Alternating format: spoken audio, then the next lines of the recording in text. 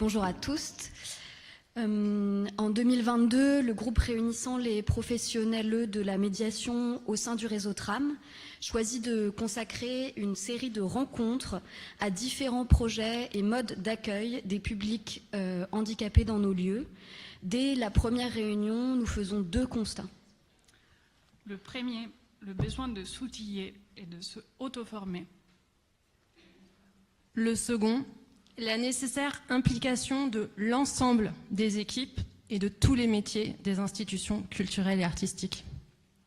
S'ajoute bientôt un troisième constat, la nécessité de porter cet engagement et ces projets non pas pour, mais avec les personnes concernées.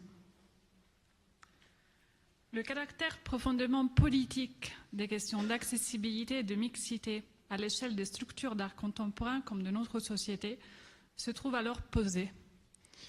Qu'en est-il du validisme dans nos institutions, ce système qui fonde la domination des expériences valides sur les expériences handicapées?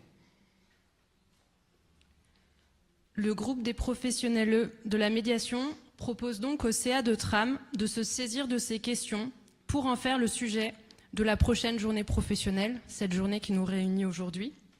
Un groupe de travail se constitue alors qui, depuis janvier 2024, s'est attelé à la préparation de cette journée. Il s'ouvre à d'autres pratiques professionnelles et choisit de travailler en dialogue constant avec des personnes concernées et engagées dans ces luttes que nous tenons toutes ici à remercier. Lucie Camous, Étienne Chausson, Mathilde François, Samuel Ibon, Mélanie Joseph, Bettina Samson, et bien sûr, à nouveau, l'équipe de TRAM tout entière, Léa Branchero-Angeloussi, Marie Dernancourt, Mathilde Fraleux, Élise Préau, Zoé Thomas et Amélie Verlet, ainsi que Lina Azouz et Sophie Ratti.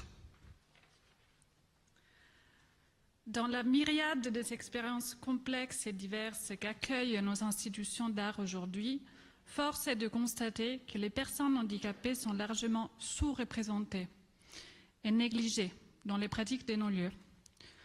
C'est le cas lorsque l'on parle de l'accès en tant que public, de la participation à la programmation artistique en tant que curateur, curatrice, artiste, travailleur ou travailleuse de l'art, ou de l'engagement des personnes handicapées au sein des équipes mêmes. De nombreuses discussions sur les handicaps dans les institutions culturelles commencent et s'arrêtent aux questions suivantes. L'espace d'exposition et l'exposition sont-ils accessibles? Et sinon, comment les rendre accessibles?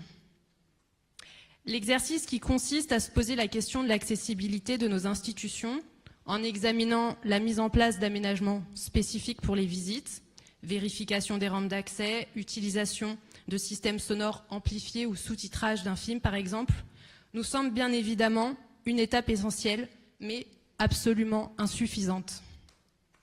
Bien que ces pratiques soient importantes, elles se concentrent sur ce que les professionnels de l'art et bien souvent les équipes de médiation et des publics peuvent faire pour les visiteuses en situation de handicap plutôt qu'avec elles.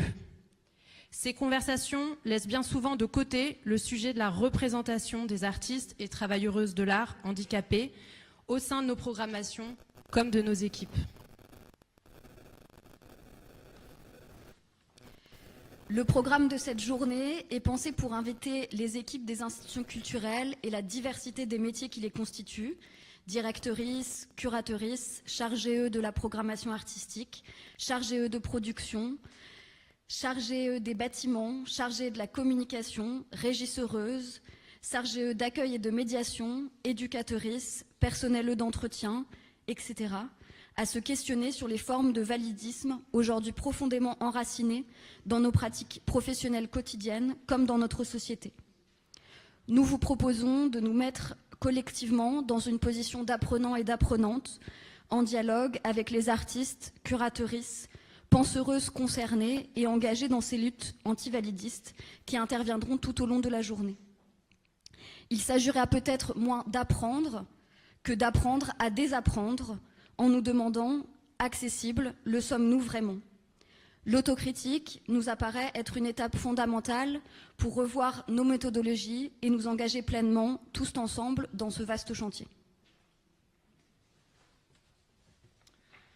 Nous proposons que la justice pour les personnes handicapées et les études de critique militante sur le validisme fassent partie intégrante de l'avenir de nos institutions et de nos métiers. Cette position s'inscrit dans la volonté de penser nos structures comme des organisations socialement réactives, radicalement inclusives et mixtes, qui reconnaissent la complexité des expériences vécues. L'opportunité nous est offerte de nous déplacer et de penser l'accessibilité non pas comme une case à cocher, mais comme un terrain de recherche, riche d'expérimentation et de possibles transformations de nos institutions. L'objectif n'est pas d'expérimenter une fois l'accessibilité à l'occasion d'un événement dont c'est le sujet, mais d'engager une démarche collective et pérenne à l'échelle de notre secteur professionnel. D'autant plus que le travail de l'accessibilité ne bénéficie pas seulement aux personnes directement concernées par les handicaps. Il ouvre pour tous et toutes d'autres modes de participation, des nouvelles expériences sensibles, un rapport différent aux temporalités, ou encore une pluralité de manières d'être vivant et vivante.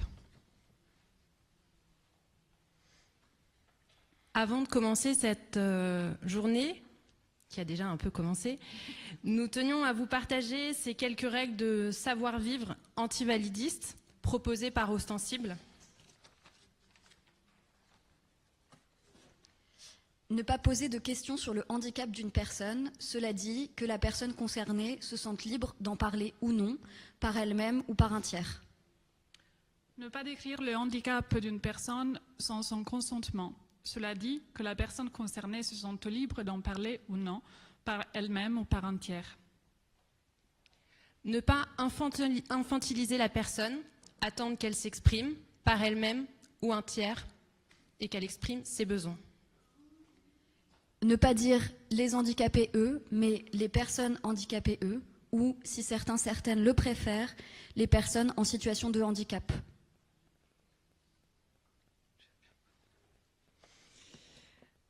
Nous remercions encore une fois l'équipe de Tram et les intervenantes de cette journée, notamment Non Anger, Lucie Camus, Nicolas Faubert, Mathilde François, Lucas Fritz, Anaïs Guedini, Marie-Hite Maréchal, Charlotte Puiseux, Bettina Samson, Lise Thiollier. Pour la préparation et l'organisation de cette journée. Et enfin, merci à vous tous et toutes par avance pour votre écoute bienveillante et enthousiaste. Nous laissons à présent la parole à Sandrine Parer qui va nous présenter le projet Shuriken Love. Et nous aurons ensuite la chance d'écouter Mathilde François, artiste, bédéaste et membre des Dévalideuses, un collectif.